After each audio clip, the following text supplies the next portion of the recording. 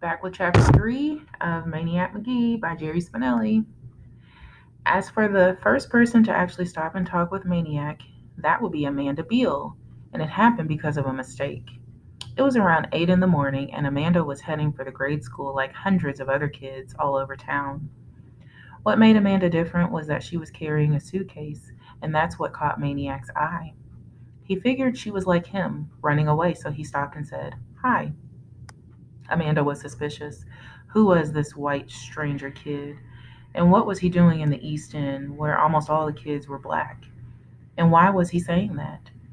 But Amanda Beale was also friendly, so she stopped and said hi back. "Are you running away?" Jeffrey asked her. "Huh?"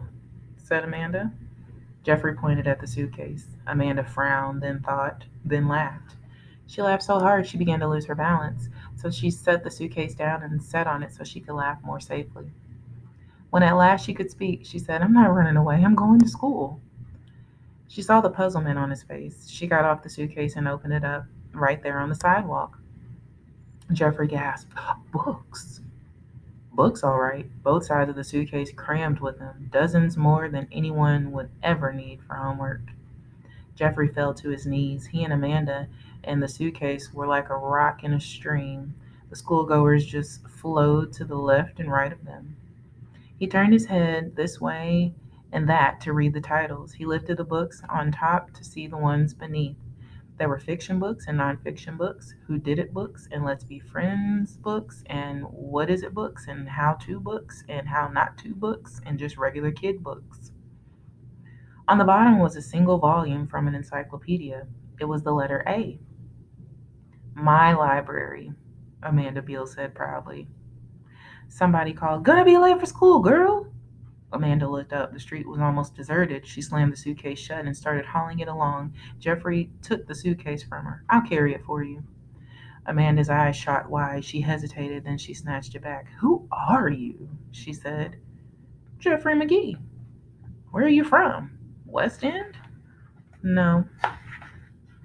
She stared at him, at the flap soled sneakers. Back in those days, the town was pretty much divided. The East End was blacks, the West End was whites. "I know you're not from the East End." "I'm from Bridgeport." "Bridgeport? Over there? That Bridgeport?" "Yep." "Well, why aren't you there?" "It's where I'm from, not where I am." "Great, so where do you live?" Jeffrey looked around. "I don't know. Maybe here?" "Maybe." Amanda shook her head and chuckled. "Maybe you better go ask your mother and father if you live here or not." She sped up. Jeffrey dropped back for a second, then caught up with her. "Why are you taking all these books to school?" Amanda told him. She told him about her little brother and sister at home who loved to crayon every piece of paper they could find, whether or not it already had type all over it, and about the dog, Bow Wow, who chewed everything he could get his teeth on. And that, she said, was why she carried her whole library, to and from the school. First bell was ringing. The school was still a block away. Amanda ran. Jeffrey ran. "Can I have a book?" he said. "They're mine," she said. "Just to read, to borrow." "No." "Please." "What's your name?" "Amanda."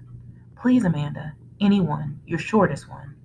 I'm late now, and I'm not going to stop and open this thing again. Forget it."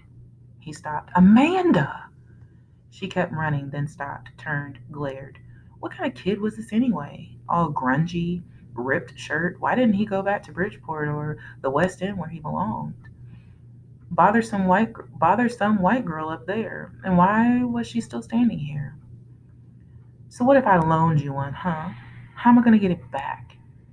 "I'll bring it back, honest, if it's the last thing I do. What's your address?" 728 Sycamore, but you can't come there. You can't even be here. Second bell rang. Amanda screamed, whirled, ran. "Amanda!" She stopped, turned. "Oh," she squeaked. She tore a book from the suitcase, hurled it at him. "Here!" and dashed into the school. The book came flapping like a wounded duck and fell at Jeffrey's feet. It was a story of the children's crusade.